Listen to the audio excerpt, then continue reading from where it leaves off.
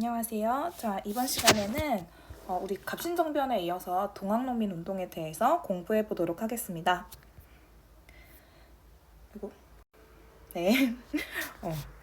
자, 오늘은 이제 아주 중요한 파트이기도 한데요. 우리 역사상 이제 농민들이 주체가 되어서 정말 어떻게 보면은 그냥 개개인으로서는 정말 힘이 없지만 정말 많은 사람들이 이제 뭉쳐가지고 그 민중들이 어떤 새로운 세상을 꿈꾸면서 일어난 이제 운동을 공부를 해볼 건데요. 자, 그 전에 선생님이 이제 간단하게 연표를 그리면서 한번 해보도록 하겠습니다. 자, 우리 지난 시간에 1876년에 강화도 조약을 맺고 우리가 이제 근대 체제로 들어가게 되었습니다. 자, 그래서 1880년부터 이제 본격적인 개화 정책을 추진을 하게 돼요. 그래서 뭐 일본한테 수신사나 조사 시찰단도 파견하고, 그 다음에 중국에는 영선사 파견하고, 미국에는 이제 보빙사 같은 거를 파견을 하면서 교류를 하면서 개화 정보를 또 수집을 하죠. 그리고 이제 신식 군대인 별기군 같은 것도 만들고 통리기모함도 만들죠. 그렇지만 이 정부의 개화 정책은 돈이 많이 드는 사업이었었기 때문에 당시 민중들과 그 다음에 여러 사람들이 반발을 했었습니다. 그래서 위점 척사 운동과 그 다음에 이모곤란 같은 게 있었죠. 그래서 1882년에 이모곤란이 일어나면서 조선 정부가 큰 타격을 입었고, 특히나 개화 정책을 주도하던 민비가 또 타격을 입었었죠. 근데 이제 이거를 청나라가 진압을 하다 보니 우리는 청나라의 간섭을 받게 되었고, 그거에 반발을 해서 1884년에 또 갑신정변이 일어나게 되죠. 그래서 이제 급진개화파들이 중심이 되어서 이제 새로운 세상을 만들기 위해서, 근대 국민 국가를 만들기 위해서 또 열심히 했지만 또 3일 만에 실패를 하게 되죠. 그래서 우리가 이걸 3.1천하라고 했었고, 역시나 또 다시 청나라에 의해서 진압을 당했기 때문에 청나라가 계속해서 우리 조선을 위협하고 있는 상황이었습니다. 자, 그러던 사이 일본도 강화도 조약을 통해서, 그래서 이제 청나라가 간섭이 굉장히 심해지고, 그 다음에 이제 일본과 같은 경우에는 강화도 조약을 맺으면서 꾸준히 경제적인 침략을 하게 됩니다. 특히 이제 일본 같은 경우에는요, 메이지 유신을 하느라고 또 산업화를 많이 하느라고 당시에 쌀 농사를 많이 못 지었어요. 왜냐하면 농민들이 다 노동자로 갔기 때문에. 이제 그러면 쌀이 없으니까 굶어 죽을 순 없잖아요. 그래서 이제 조선에 쌀을 싼 값으로 가져가게 되었죠. 그 통에 조선에는 쌀이 부족해졌고, 국내에서는 쌀 가격이 굉장히 많이 오르게 됩니다. 그러니까 당시 백성들은 얼마나 힘든 상황이 있었는지 짐작이 가겠죠? 이제 그런 상황에서 이제 청나라와 일본이 조선을 두고 이제 경쟁을 하게 됩니다. 그래서 1894년 그 즈음에 이제 무슨 일이 일어나게 되냐면, 1894년에 무슨 일이 일어나게 되냐면 고부 농민 봉기가 일어나게 되죠. 자, 이게 이제 고부 군수의 조병갑이라는 사람이 문제를 일으켜가지고 백성들을 너무 힘들게 해가지고 농민 봉기가 일어나게 돼요. 자, 그 다음에 이 정부가 그거에 대해서 제대로 대처를 못하니까 1차 봉기를 일으키게 되었고, 이 농민 봉기가 생각보다 커져요. 전라도 지역 전체를 점령을 하다 보니까 또 청나라에게 도움을 요청을 하게 되죠. 그래서 청나라가 조선에 들어왔더니 텐진조약 끝나고 나서 맺었던 텐진조약이네. 갑신정변 끝나고 맺었던 텐진조약 때문에 일본군도 조선에 들어오게 되죠. 그렇게 되면서 청나라와 일본 군대가 다 들어오게 되니까 판이 너무 커졌기 때문에 조선이 이것을 빨리 수습하고자 농민들하고 화해를 하게 됩니다. 자, 그게 바로 전주 화약이었어요. 이제 그렇게 되다 보니까 사실 그냥 물러나야지 사실 맞잖아요. 왜냐면 이제 사건이 일단락 됐으니까. 근데 그럼에도 불구하고 일본은 거기서 물러서지 않습니다. 그래서 오히려 우리 경복궁을 침입을 하면서 도발을 하게 되죠. 여기에서 가만히 있는다. 이제 그러면 청나라도 사실상 그냥 조선 주는 거나 똑같거든요. 그렇기 때문에 전쟁을 하게 되는데 이거 잠깐만요. 이게 너무 커졌어요. 네, 너무 커져서 줄였습니다. 자, 그래서 청일전쟁이 일어나게 되었고 청일전쟁에서 이제 일본이 경복궁을 침입을 했으니까 어떻게 보면 조선을 장악한 거잖아요. 그래서 그 상태에서 일본의 간섭으로 가부개혁이 일어나게 되죠. 자, 그런 상황에서 동학농민군들은 일본이 지금 우리나라를 쳤으니까 이거를 막는 게 더 시급하겠다라고 생각을 해서 2차 봉기를 일으키게 되었고 그러한 가운데 동학농민군은 결국 일본한테 패배를 당하고요. 그리고 청나라 또한 일본한테 패배를 당하게 됩니다. 자, 그래서 시모노세키 조약이라는 걸 맺게 되는데 거기에서 중요한 조항이 뭐냐면 청나라에 있는 랴오동 반도를 일본이 갖는다라는 조항이에요. 그러니까 일본 입장에서는 야 니네 청나라가 졌으니까 뭔가 내놔 이제 그런 말인데 이 랴오동 반도라는 지역은 바로 여기 그러니까 이 조선과 중국 사이에 있는 톡 떨어져 있는 땅이 있는데요. 그 땅을 바로 우리가 랴오동 반도라고 해요. 자, 그러면 일본이 이 땅을 차지하게 된다. 자, 그러면 어떤 걸 의미하냐? 이제 일본이 대륙을 진출한다라는 의미가 되고요. 이 주변에 있는 지역에 영향력을 행사할 수 있겠죠.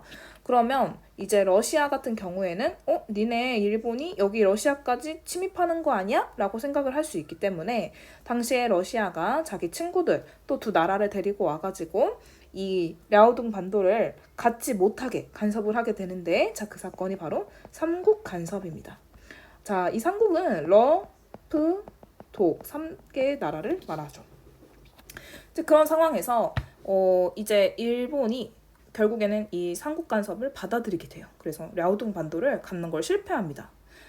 그러다 보니까 조선 입장에서는 러시아가 더 센가 보다 일본보다 이제 일본이 깨갱하네 이제 그런 생각하니까 이제 당시 민비나 고종이 가뜩이나 좀 일본에 대해서 위협을 느꼈는데 러시아에 붙어야겠다라는 생각을 하죠.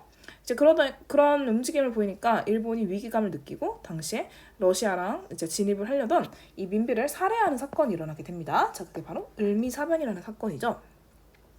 자, 그래서 이 을미사변 이후에 을미개혁이라는 걸 또 하게 되고요. 신변의 위협을 느꼈던 고종은 러시아 공사관으로 대피를 하는데 그게 바로 아관파천이라는 사건입니다. 쌤이 이게 조금 아직은 익숙지가 않아서 네, 암튼 그렇습니다.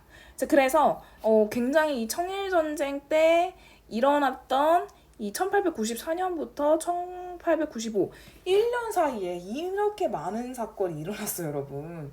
그래가지고 요 부분들을 촘촘하게 여러분들이 사건의 흐름을 기억하면서 가야겠습니다. 자, 그렇다면 동학농민 운동의 전개 과정을 조금 더 자세히 살펴보도록 할게요. 자, 일단 정부가 그 1880년도부터 개화 정책을 추진했잖아요. 자, 그러다가 돈이 많이 들어. 그러니까 돈이 없어. 그러니까 지배층들이 백성들을 더 쥐어짜. 그러니까 지배층에 대한 불신이 많이 있을 수밖에 없죠. 게다가 그 19세기 세도 정치 이후에 이 매관매직의 그 습관이 없어지지가 않아요. 흥선대원군 때 잠깐 잡으려고 했지만 그 이후에 고종으로 또 들어설 때부터 또 이제 어떤 나라의 기강이 많이 해이해지면서 이 지배층들이 국가나 혹은 국민들을 위해서 일하지 않습니다. 그러니까 더 문제가 됐겠죠? 그리고 일본 상인들이 우리 조선의 쌀을 막 가져갔어요. 왜냐면 일본이 산업화를 하게 되면서 그런 농업이 부족해졌기 때문에. 그러니까 국내 쌀 가격은 폭등해. 왜냐면 수요는 많은데 공급이 안 되잖아. 그러니까 일본이 다 쌀을 가져간다고 생각을 했기 때문에 반감을 가질 수밖에 없었다. 자, 그런 상황 속에서 충청도, 전라도 지역에서 새로운 학문 혹은 종교인 동학이 확산이 되죠. 자, 이 동학이라는 건 최재우라는 사람이 만든 건데요.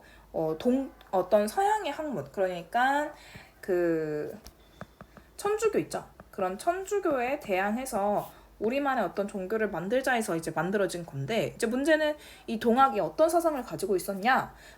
그때 이제 인내천 사상을 가지고 있었죠. 사람은 곧 하늘이다. 근데 이제 이렇게 되면은 신분제가 없어질 수 있잖아요. 그러다 보니 정부에서는 이거는 안 된다. 사이비 종교다라고 생각을 해서 탄압을 했었습니다. 그래서 최재우가 사형을 당해요. 이제 그러니까 당시에 이제 동학을 믿던 많은 농민들이 야, 왜 이게 사이비냐? 우리도 이 종교 믿게 해달라 라는 교조 신원 운동을 펼쳤죠.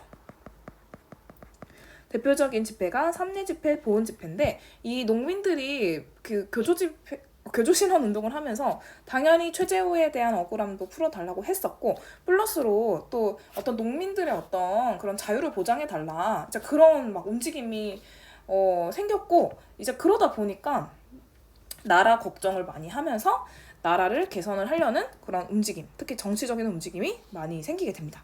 그러다가 고부군수 조병갑이라는 사람이 난데없이 우리 농민들을 괴롭혀요. 자, 이 고부군수 고부가 어디냐면 지금의 정읍이에요, 여러분. 정읍인데 이 정읍이 또 쌀이 많이 나오는 곡창지대죠.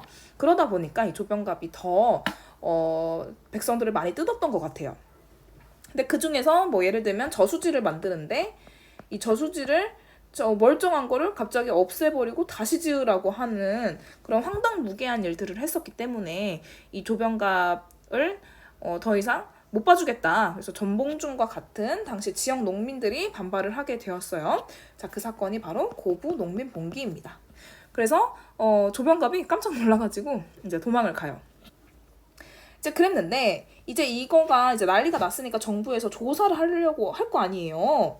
자, 근데 이제 새롭게 임명된 군수 같은 경우에는 이 난리를 잘 극복하기 위해서 농민들하고 합의를 잘 했단 말이에요.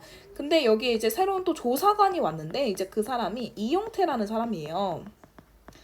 근데 얘가 갑자기 농민들을 막 감옥에 넣거나 막 고문을 하는 거예요. 니네가 이 난리를 일으켜서 문제가 된 게 아니냐? 이제 그러면서 이 이용태가 당시에 지역 농민들을 다시 막 횡포를 부리니까 안 되겠다. 그래서 이제 이 고부 농민들뿐만 아니라 그 주변에 동학 사상에 공감하는 농민들이 대대적으로 다시 봉기를 일으키게 되는데 자, 그거는 1차 농민 봉기라고 해요. 고부는 이제 고부 여기서 끝났고 이제 더 커진 봉기를 우리가 1차 농민 봉기라고 해요. 그래가지고 이 사람들이 어디로 모였냐? 부안 지역에 있는 백상이라는 곳으로 모입니다. 자, 그래서 여기에서 뭘 내세웠냐면 제폭 구민, 보국 안민을 내세워요. 자, 이거는 폭정을 제거하고 백성을 구하자. 그 다음에 보국 안민은 나라를 보호하고 백성을 안정시키자. 뭐 이런 이야기를 한단 말이죠. 그러면서 너네 지배층 애들, 관리들이 해야 될 일을 안 하니까 우리가 직접 하겠다. 우리 농민들이 우리 백성들을 직접 살리겠다라는 의미에서 이런 구호들이 나오게 된 거죠. 그래서 이제 농민군들이 어느 정도였냐면 당시에 전라도 일대 자체를 점령하게 됩니다. 이제 전라남도 지역까지 거의 점령을 하거든요. 그래서 당시 전라북도에서 가장 컸던 전주성까지 점령을 하게 되는 거예요. 농민들이. 이게 얼마나 대단한 일이냐면 당시 이제 관군들, 정부 군대가 이거를 막으려고 했지만 막아지지가 않습니다. 자, 그 정도로 기세가 셌던 것이죠. 그러니까 그 당시에 민비나 고종 정부는 또 누구한테 도움을 요청할까요? 역시나 그렇듯 청나라한테 또 도움을 요청합니다. 좀 막아주세요. 그러니까 당연히 청나라가 군대를 파견하겠죠? 자, 근데 여기서 잠깐 우리 갑신정변 이후에 텐진조약 맺었던 거 기억나죠? 청나라가 군대 파견하면 누구도 같이 일본도 같이 갈 수 있었잖아. 그러니까 일본도 아싸라비아 드디어 청나라 너네와 대결을 할 기회가 왔구나. 우리 10년간 기다렸는데. 자, 그래서 당시에 일본도 같이 군대를 파견합니다. 자, 이렇게 청나라 일본까지 생각지 못한 군대까지 이제 들어오니까 정부가 큰일 났다. 야, 이거 안 되겠는데? 수습을 위해서 당시 동학농민군하고 화해를 하게 되는데 전주에서 맺었기 때문에 전주 화약이라고 하죠. 당시에 이제 농민들이 원했던 건 우리만의 어떤 세상을 만들겠다. 그러기 위해서 우리의 어떤 정치 기구를 만들게 해달라. 그래서 집강소라는 농민 자치 기구를 만들게 돼요. 자, 그래서 자치를 이루려고 노력을 하게 되죠. 자, 근데 그러거나 말거나 당시에 이제 일본은 우리 조선에 들어왔고 그 이후에 바로 조선의 경복궁을 점령합니다. 자, 이 경복궁을 점령한 상태에서 그냥 청나라가 물러서게 된다면 사실상 일본이 조선을 차지할 수 있기 때문에 또 청나라가 가만히 있지 못하거든. 그래가지고 청일전쟁이 일어나게 되었습니다. 이제 그렇게 되다 보니까 어찌됐든 일본이 우리 조선의 궁궐까지 침입한 마당에 농민들 입장에서는 당연히 일본이 너무 싫겠죠. 자, 그래서 몇 차 봉기? 2차 농민봉기가 일어나게 됩니다. 자, 이 2차 농민봉기는 일본을 막기 위해서 일어난 봉기예요. 자, 그래서 전라도 지역에서 일본 애들 찾으러 이제 서울까지 올라가야 되는데 그 사이 충청도 공주에서 만난 거예요. 어디냐면 우금치라는 곳에서 만나요. 자, 근데 이제 일본군도 당연히 이렇게 내려오겠죠? 그래서 여기서 만난 거예요. 근데 이제 당시 일본군은 당연히 무기가 좋기 때문에 결국에 우리가 지게 됩니다. 자, 그래서 그렇게 해서 결국에 동학농민군의 어떤 운동이 끝나게 되는 건데, 자, 우리 1차 농민봉기랑 2차 농민봉기의 의도와 성격이 조금 달라요. 자, 1차 농민봉기 같은 경우에는 당시에 그 지배층들이 너무 문제였잖아요. 맨날 막 비리 일삼고 세금 뜯고 백성 괴롭히고 이러한 부패하고 무능한 이런 양반 지배 체제를 없애겠다. 그런 의도가 컸기 때문에 우리는 이거를 반봉건이라고 합니다. 이 봉건이라는 그 말 자체가요, 옛날 체제를 뜻하는 거예요. 그래서 옛날 체제를 없애겠다, 반대한다 라는 뜻이고요. 그 다음에 2차 봉기 같은 경우에는 외세를 반대하는, 그것도 일본을 반대하는 성격이 있었죠. 그렇기 때문에 반외세 성격을 가지고 있다, 그렇게 보는 거예요. 그런데 자, 이러한 동학농민운동이 실패를 했다고 해서 여기서 끝나는 게 아닙니다. 당시에 농민군들이 요구했던 개혁안이 존재하고 있었거든요. 그러한 것들이 이후에 갑오개혁 내용에 반영이 어느 정도 됩니다. 그리고 당시에 전봉준과 같은 이제 지도층들은 또 결국에는 이제 사망하게 되었지만 또 농민군의 자녀 세력들은 또 의병 활동에 가담을 해서 의병 투쟁에 또 나서게 돼요. 그러면서 또 한 번 국가를 지키기 위해서 노력하는 또 그런 모습을 보여줍니다. 그렇지만 대다수가 농민층이었고 어떤 새로운 사상에 대해서 학습할 기회는 없었기 때문에 근대 사회를 건설할 수 있는 어떤 구체적인 방안은 제시하지 못했다라는 아쉬운 점이 있어요.